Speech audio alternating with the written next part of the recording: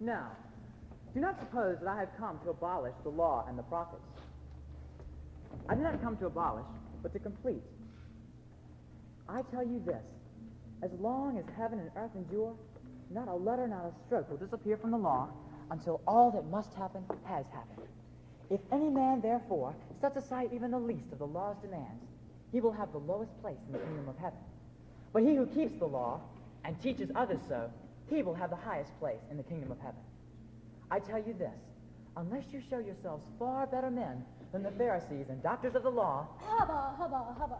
you shall never enter the kingdom of heaven. Uh-oh. There once was a judge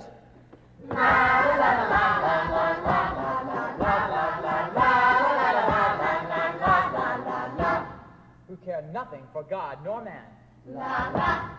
And in the same town there was a widow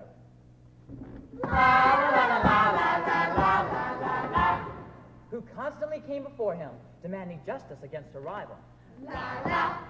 For a long time he refused, but in the end he said to himself, True, I care nothing for God nor man, but this widow is such a nuisance that I will see her righted before she wears me out with her persistence.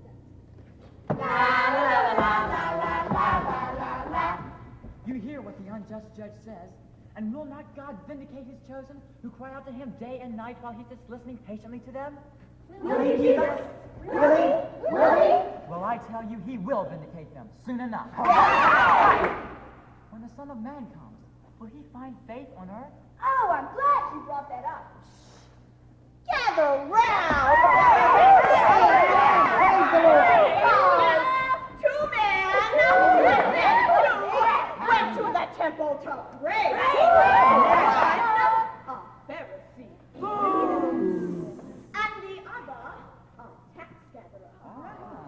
Well, Bessie, why, he just stood right on up and prayed thus.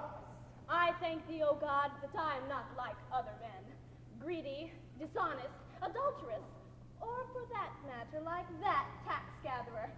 I pray twice a week, get that, twice a week, and pay taxes on all that I get. Oh, get out of here. But the other kept his distance and would not even raise his head.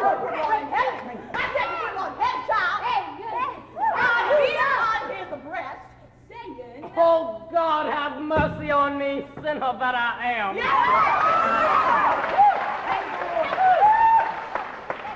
And it was this man, I tell you, Oh, you've got to be kidding. and not the other who went off and quitted of his sins. For every man who exalts himself shall be humbled. But every man who humbles himself shall be exalted. You have learned that they were told, do not commit murder. Anyone who commits murder must be brought to judgment. But what I tell you is this.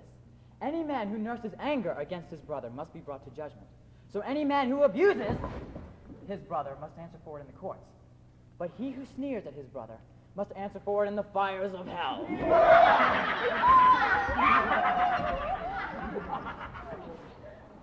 Now, suppose that you're bringing a gift to the altar, and you suddenly realize that your brother has a grievance against you. Hey! No. Leave your gift where it is, before the altar. Leave it. Okay. First, go and make a peace with your brother.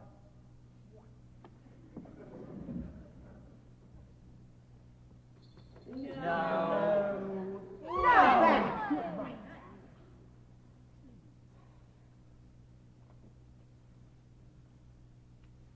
That's better. Now go and offer your gift.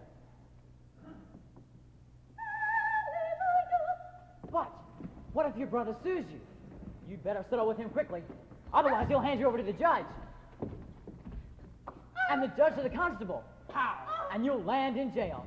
And I tell you, you'll not get out of there until you've paid the last penny. There once was a king who decided to settle accounts with the men who served him.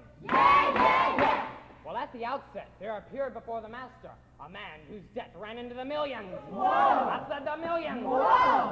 Since the man had no means of paying the money, the master ordered him to be sold to meet the debt with his wife and his child and everything he had.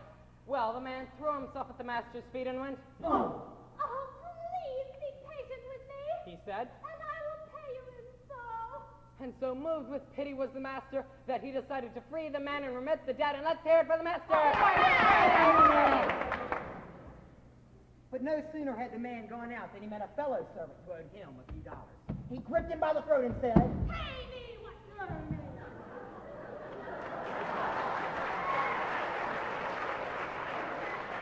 the man threw himself at his fellow servant's feet and begged him, saying, Please be patient with me and I will pay you.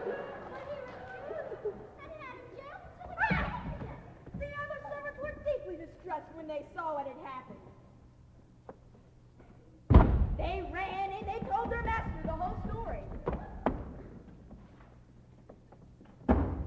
Accordingly, he sent for the man.